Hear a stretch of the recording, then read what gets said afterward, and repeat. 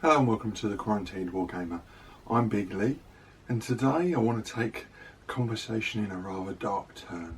What should we do with our collections when we die? So let me start by saying I'm not going anywhere as far as I know. I'm healthy, and I'm not particularly feeling my mortality, so that isn't the reason why I've done this video.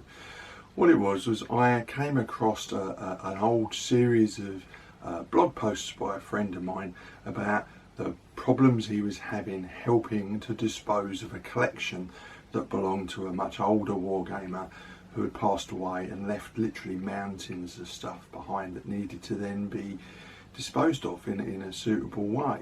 And when I say disposed, obviously I don't mean thrown in the dump, but you know, catalogued, organised, sold, given away, all the different things. And there was so much stuff. What turned out to be helping a friend ended up being a massive and even gargantuan task, and although he probably hasn't said it out loud, I suspect there's a part of him that is regretting it because it's just turned into a massive task. And it's something worth thinking about, because I've encountered exactly the same scenario with family members just trying to dispose of their worldly goods when the time comes.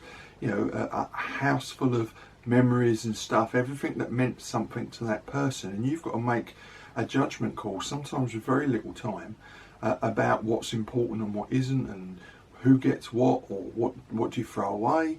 And you know, I'm sure that the idea that any of your collection could be disposed of, thrown in the bin simply because the person sorting it out hasn't got time is horrifying. It certainly is to me. The question has to be asked, is it fair to leave such a gargantuan task to your family, who perhaps don't share your passion for the hobby or understand what's valuable and so on? So one of the first things I'd say is make sure your family know just how important your hobby or collection is to you. You know, make sure that they're aware of what is important amongst your stuff. Make them aware that your figures are not just toys. And I'm afraid people outside our hobby do sometimes think of it like that.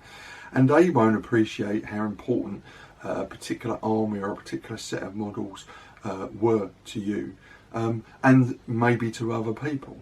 You know, emphasise the love and energy and the commitment that you poured into your figures as part of your hobby. A collection that may have been built up over decades. Now, there's an anecdote that I've got to want to share. Now, thankfully, it's not a gaming related anecdote, so you can breathe a little bit easier, but it illustrates the point I'm trying to make.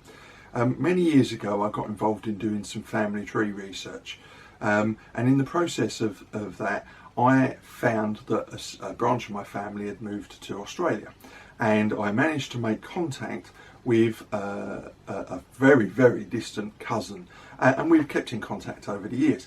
But she told me the story of another relative of hers who had spent his entire life researching the family's history from the point at which they arrived in Australia, about the 1890s. And he had photographs and documents, and he had massively written up histories for the family, so much information about that particular branch of the family.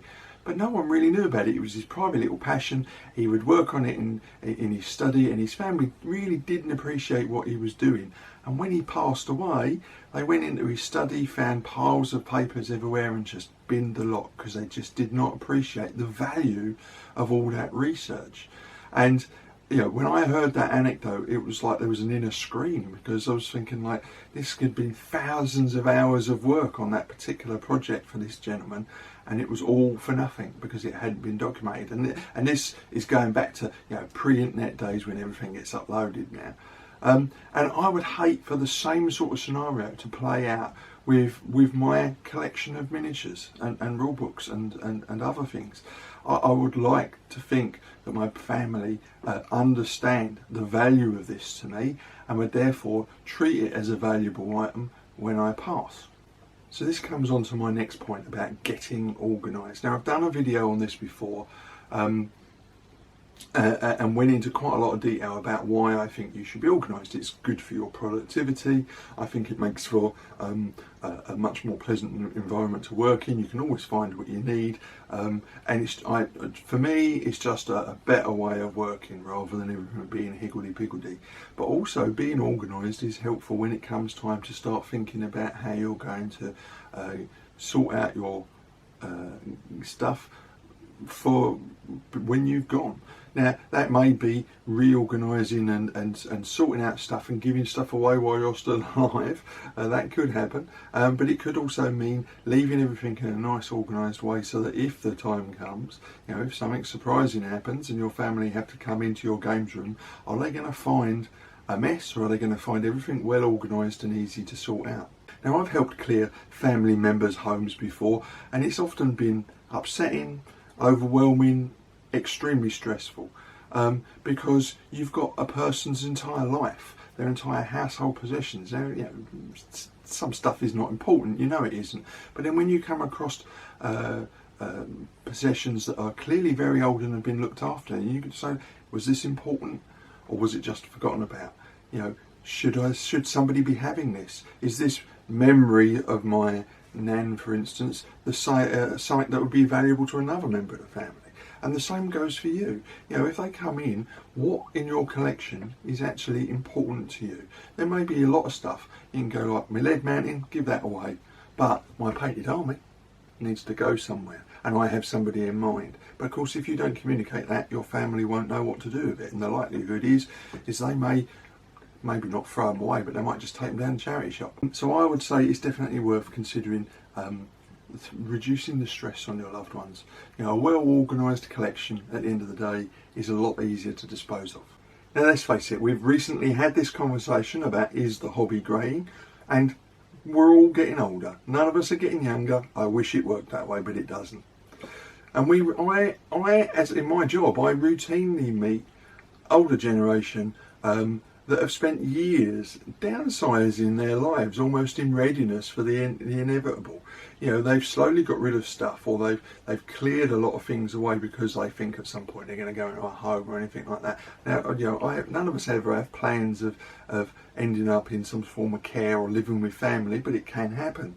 And thinking about that, being prepared to have a little bit of thought about what's going to happen towards the end of your life is as important as getting on with your life right now. I'm a strong advocate of making a will early in your life. Me and my wife did. As soon as we bought a house, we made a will. We didn't have a lot to give away, but we made sure that we expressed our wishes in a way that could be understood and read by the family. And at the end, at the end of that process of downsizing, you might have very few possessions to give away, which makes it a lot easier on your family. Now, I personally don't think that that's necessarily the way to go. I intend on playing my hobby for as long as I possibly can. It's complex. It requires thought and concentration, and that's all good for the mind. And the social interactions are, they've been proven time and time again to be good for your mental health and for your general well-being. So as far as I'm concerned, we should try to keep as active a gaming life as we can for as long as we possibly can, but that doesn't necessarily mean to say that we need to leave our family with a burden after we're gone. So, having considered our inevitable demise, what should we do about it? Simple really, we just need to leave some instructions for the disposal of our collection.